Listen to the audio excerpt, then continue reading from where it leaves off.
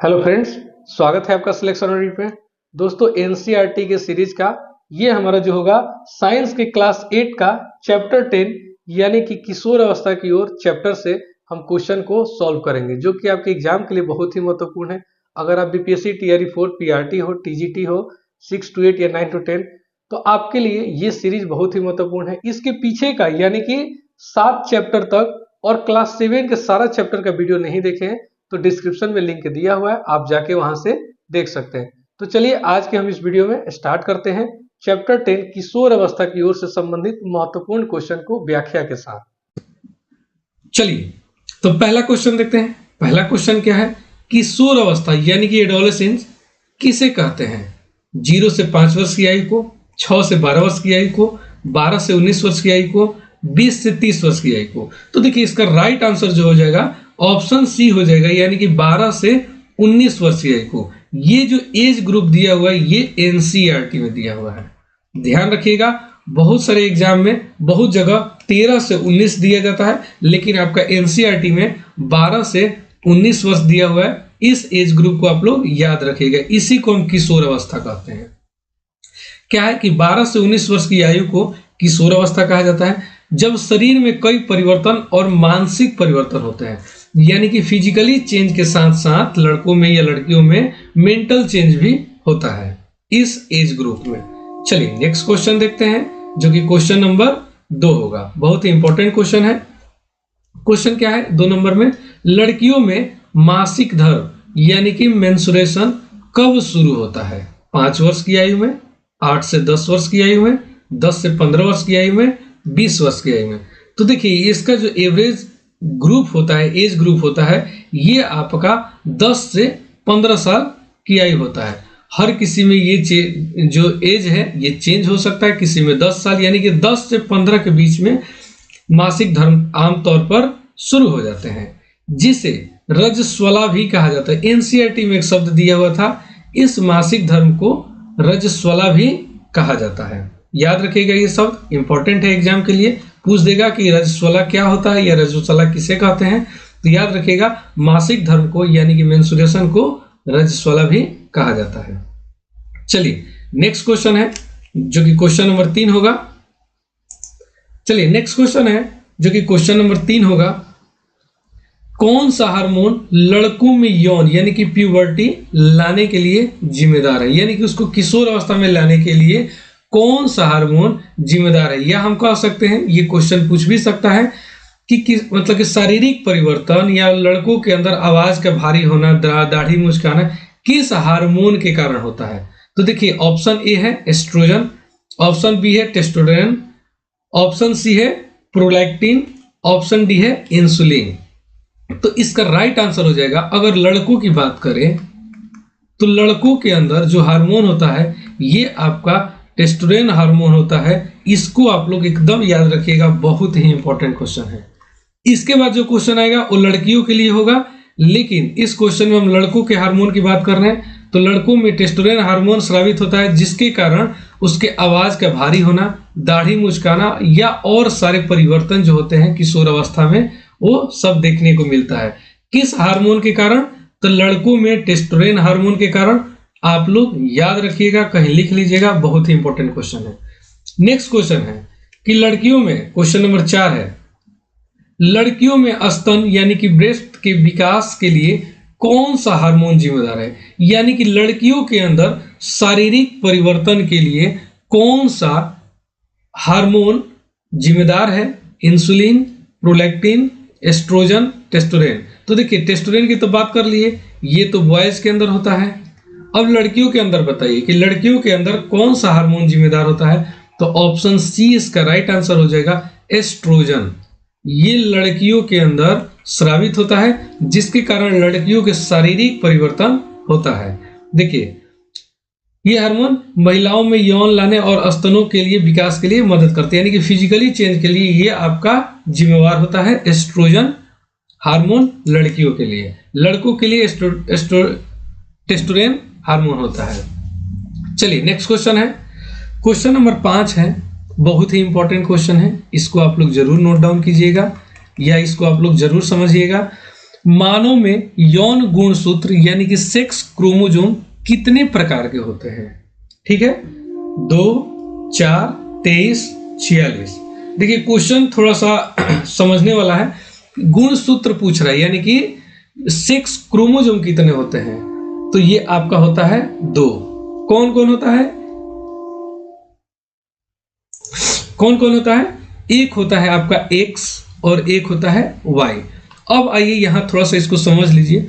जो फीमेल होती है उसमें X और X क्रोमोसोम होता है, मेल में आपका X और Y क्रोमोसोम होता है, सभी को पता होगा।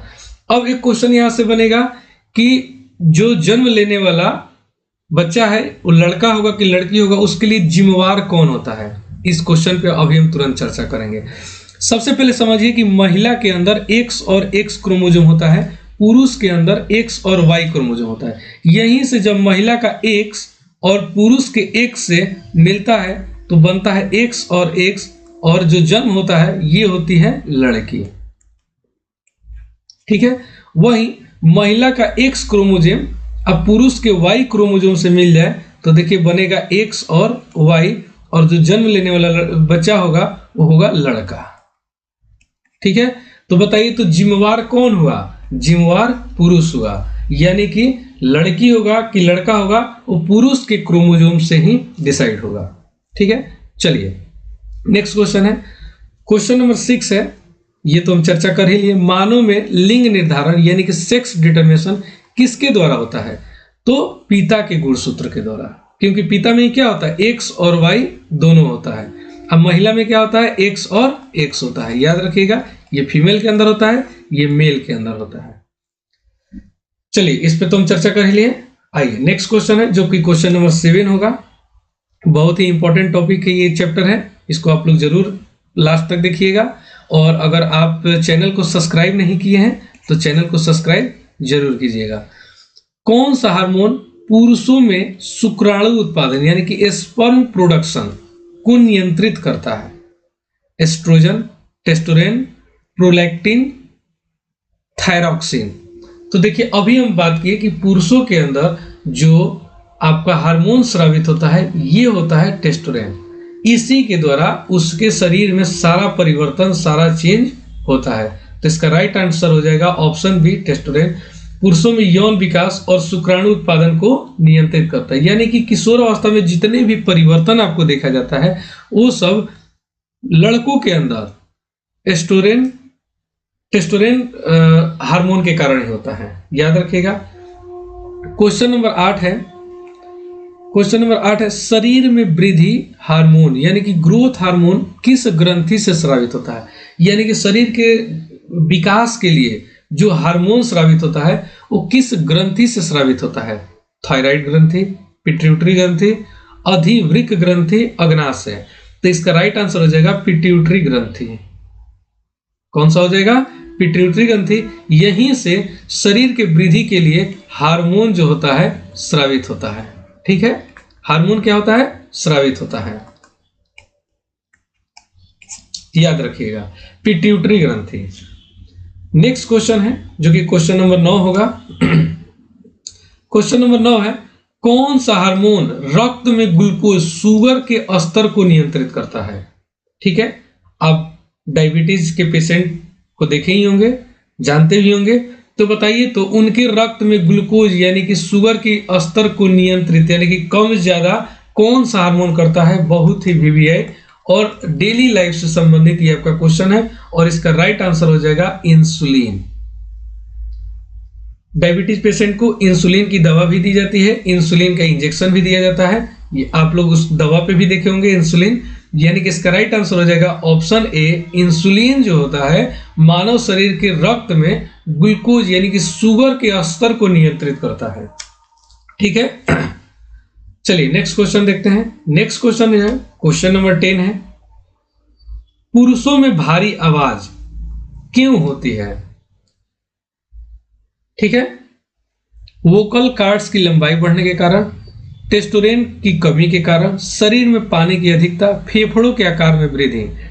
तो बताइए इसका आंसर। अभी हम आपको बताएं कि पुरुषों के अंदर जितने भी किशोर अवस्था में परिवर्तन होता है ये सब आपका टेस्टोस्टेरोन के कारण ही होता है।